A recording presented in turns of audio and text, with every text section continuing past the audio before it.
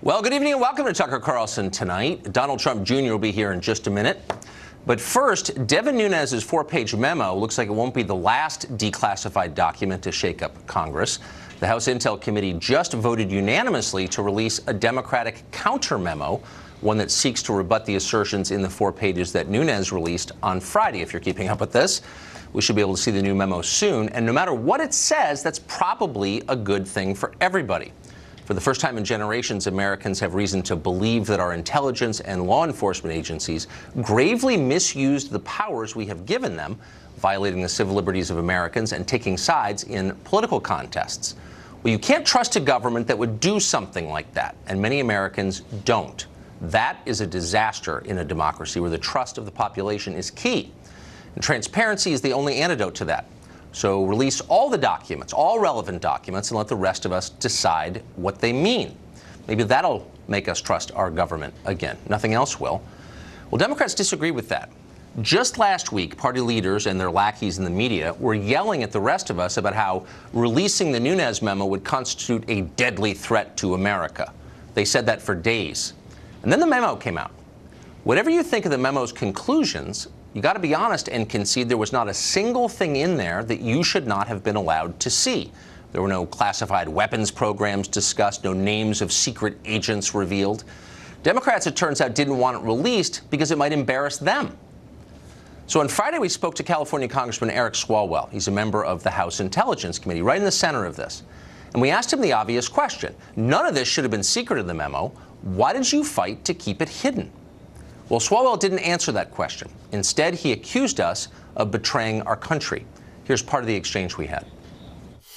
In the case of today's memo, what specifically have I espoused that empowers threats to our country? You're peddling the narrative that the Trump administration is putting out, which also is the Putin narrative, because they're retweeting this with their Russian bots. If you're on the same side as WikiLeaks and Putin, I wonder, do you perceive if you're on the same side as WikiLeaks and Putin, you should take a step back and wonder, whose bidding are you really doing? Whose bidding are you really doing? So for wanting to see the memo, we are treasonous agents of Vladimir Putin. You probably grew up reading about the McCarthy era, where demagogues in Congress made baseless claims of foreign collusion, destroying the lives of American citizens in the process. You probably didn't think you'd live to see it happen again, but it has.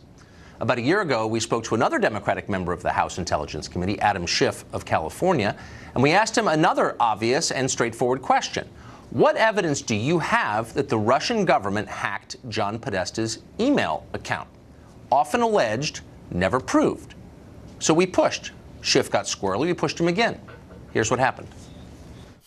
Can you look right into the camera and say, I know for a fact the government of Vladimir Putin was behind the hacks of John Podesta's email? Absolutely. The government of Vladimir Putin was behind the hacks of our institution and the dumping of information. Of John Podesta's email? Not only in the United States, but also in Europe. Okay, you're not, you know what, you're dodging. And Tucker, no, look and say, I know they did. John Podesta's emails, they hacked those. And I think that Ronald Reagan will be rolling over his grave at your carrying water for the Kremlin. I'm not carrying water for the, you're a sitting member of Congress on the Intel Committee, and you can't say they hacked. You're gonna have to move your shoulder to RT Russian television. Carrying water for the Kremlin, disloyalty to America, treason. In a single year on this show, we've been accused of betraying our own country by more than 20% of the Democrats on the House Intelligence Committee. What is this about? Part of it, obviously, is politics of the most cynical kind. The Democratic base has been fed Russian conspiracy theories for months now, and they're primed to believe literally anything on that subject.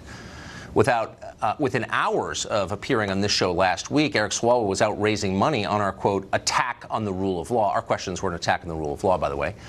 Well, that's dishonorable and untrue, but at least it makes a kind of sense in a sleazy Washington way. But what if these guys are actually starting to believe the lies they tell? In a speech last week, Adam Schiff accused Russia of a crime so bizarre that even the most diabolical Soviet-era leaders never would have dared attempt it. Watch this. They also trumpeted the Second Amendment. Apparently, the Russians are very big fans of our Second Amendment.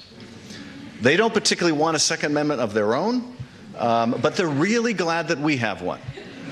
The Russians would be thrilled if we were doing nothing but killing each other every day, and sadly, we are. So if you're following along at home, how determined are the Russians to destroy American democracy?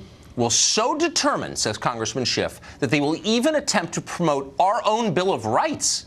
Next thing you know, they'll be reprinting the Federalist. Oh, the Slavic mind, dastardly. This is demented, and there's no other word for it. It grows, of course, from our ruling class's unwillingness to face the lessons of last year's election. Voters rejected them. They can't accept that. They blame Russia. We get it. But at what cost, all of this? Schiff and Swalwell are not college professors. They're not CNN anchors. They're members of one of the most powerful and important committees in the Congress, one charged with overseeing our vast intelligence apparatus. They're supposed to be sober and thoughtful and smart, but they're not. Instead, if you dare ask an uncomfortable question, they accuse you of working for a hostile foreign dictator. Strictly speaking, that's a death penalty offense, by the way. This is your opposition party. These are the people who are supposed to be giving us an alternative to Trump, who they claim is too irresponsible to rule. But they're more irresponsible, and they're angrier, and they're more reckless. And most terrifying at all, they are poised to take power. 9 months from right now, at the midterms, they may. Chances are, in fact, they'll be running Congress again. These people, the ones who cavalierly accuse fellow Americans of treason, who mock civil liberties, who believe the U.S. Constitution itself is some kind of Russian ploy. They'll be in charge. Adam Schiff will be chairman of the Intel Committee. If there was ever incentive for the Republicans to get their act together, seriously, and do it fast, you just saw it. Author and columnist Mark Steyn joins us tonight. So you've traveled broadly and you've written a lot about Russia, the Soviets, and now the Russian government over the decades. Did you ever even suspect that they were clever enough to promote our own Bill of Rights against us?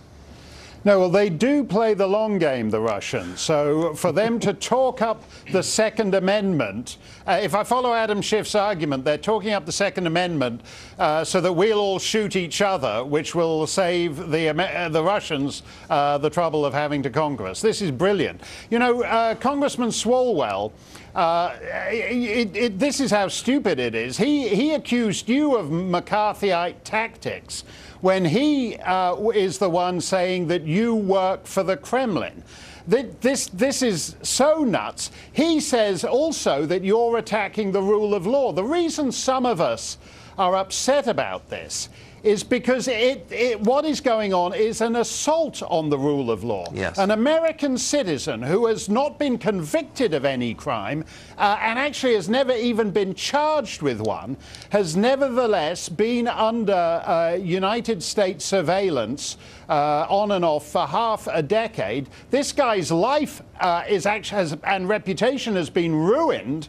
And the Democrats are okay with that because he's just this week's useful MacGuffin, as Alfred Hitchcock used to call it, to distract people in the Russia investigation. It's an assault on the rule of law, and it reminds us of a very important lesson, which this memo is all about. That there's a point at which there's a legitimate intelligence community, and then there's a point at which it becomes actually secret police activities. And what they've done to this U.S. citizen, Carter Page, crosses well into the line, I believe, of secret police activities. Well, it's certainly something that has shaken a lot of people's faith in the system, and it's in a system that you want to believe in. In fact, your population needs to believe in order for the country to function. So I wonder, though, is this a fever dream that we're going to wake up from? Like 20 years from now, we'd be replaying the Adam Schiff tape and saying there was a congressman who accused any who disagreed with him of working for a foreign power, or will they not recover? Well, I would like to think so. I would like to think that just as Hollywood kind of gets it right 30, 40 years afterwards, right. That the elderly Tom Hanks and George Clooney will be lining up to play Adam Schiff in movies, and the even more elderly Meryl Streep will be playing the outrageous Nancy Pelosi as she says that Congressman Nunez has broken the laws of Congress and he should be going to jail for it. But at heart, you know, the Democrats are doing this because this isn't just a few rogue elements of the permanent bureaucracy. The two most powerful factions in the Democrat establishment, the Obama administration and the Clinton campaign, were also tied up with this every step of the way. Including, you know, whatever his title is, the Assistant Deputy, Under Secretary of State, this guy Weiner, who was actually big buddies with Christopher Steele on this. Christopher Steele himself is actually a very unusual figure who supposedly, quote, retired from MI6, unquote, at the age of 44 and is described in this memo as a longtime asset of the FBI. That's actually a breach of the Five Eyes intelligence sharing arrangement between the United States and British Commonwealth countries. There are a lot of very weird, sinister and malodorous aspects, and the Democrats should stop throwing distractions in the path by accusing you of being a Russian agent. Well, I just want to say for the record, how dare you ask questions, Mark? That's not what we do in this country. No, well, I'm a Kremlin agent, too. You should must ask me that question. Yeah. Thank you, Mark. Mark Stein. Thank you, Tucker. Well, Adam Schiff has lost it, as we just said, but when it comes to Russia, he's also tried to claim that the release of last Friday's memo would result in, not making this up, more Oklahoma City-style terror attacks. Adam Schiff. Sources of information are going to dry up. If you have a neighbor next door who's buying a lot of fertilizer and it seems odd to you because they don't have a yard, are you going to think twice before calling the FBI? Because if they get a search warrant for your neighbor and something is politicized, the political winds change, and there's an investigation, your identity is going to be revealed because you really can't trust that this is going to be kept confidential anymore. I don't know the context of that interview. I hope the anchor pushed back against that. That is too much. Because the point is, if you support more transparency, you're basically handing a truck bomb to Timothy McVeigh. That's outside the bounds of normal debate, I would say. Richard Goodstein was an advisor to both of Hillary Clinton's presidential campaigns, and he joins us tonight. Look, Richard, without even debating the details of this, both of us have seen the Nunes memo. You probably thought it was a crock. I thought it was kind of interesting. Yeah. But neither one of us could point to a single thing in there that imperiled American national security. I mean, it just wasn't anything. And no one says there was. In light of that, you have the ranking Democrat on the Intel Committee, big job, saying crap like that on TV. Yeah. I mean, that's too irresponsible, even for Washington, don't you think? Well, the FBI thought there was a problem with it. The Justice Department thought there was a problem with it, which is why one of their senior people in congressional relations and legislative affairs wrote a letter saying, please do not release the memo. They had read the memo. On what grounds? Well, you have to ask them. Well, I did. And I have the grounds, which is they believe that if this were declassified, that they would have to declassify a whole bunch of other stuff. And my view as an American citizen is you have to, by law, declassify everything unless you can show it imperils American national security. You live here. You know the permanent bureaucracy. It's not a conspiracy. They just don't like declassifying stuff because it obviously detracts from their power, which is rooted in secrecy. They know you don't. That's the whole game. So, like, why should I sit there and take a lecture from this Schiff guy about how I'm Tim McVeigh when I just want to see the memo? I think everybody in the intelligence community believes that getting classified material out that shouldn't be is a problem, and it will, over time, kind of decrease the willingness of people to cooperate. Look, I believe that too. I just want to say for the record, I believe that too. If you can show that releasing something hurts the country, I'm against releasing it. Of course I am.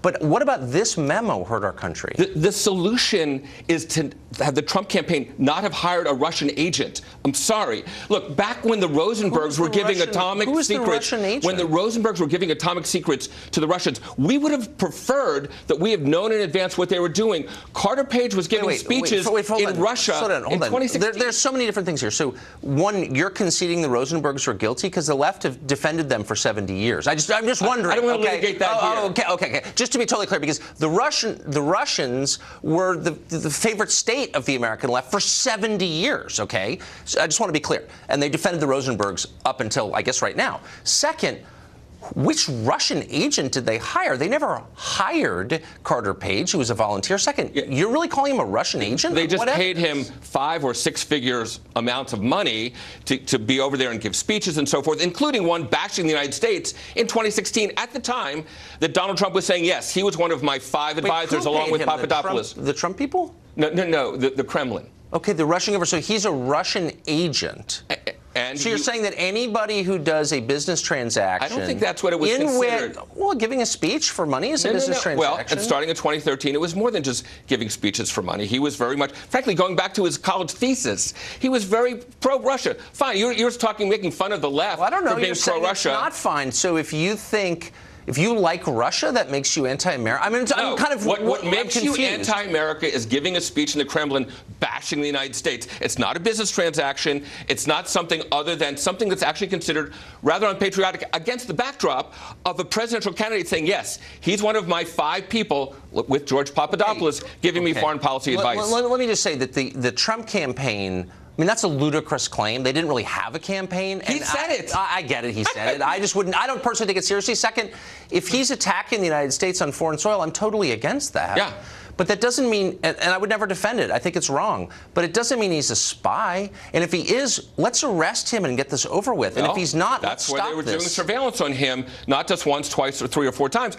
And did they arrest him? Did they charge him? Let's see. No. They just impugned his reputation and let's destroyed see his when life. Mueller issues his report. If he gives Carter Page a clean bill of health, he should be the one who says, yes, give me a reputation back. I doubt that will happen. On this last point, can you just concede that in legal terms, a clean bill of health is not charging somebody? Okay? So his job is either to charge somebody or not. We're not interested in Robert Mueller's views on morality. We're interested in his legal judgment. Right. So if Carter Page is not charged, will you come on the show and apologize for having the federal government destroy his life? And if it turns out that what Carter Page was doing gave rise to conduct that was frankly inconsistent with the interests of the United States, it's John McCain who's saying that what they're doing is carrying out Putin's agenda.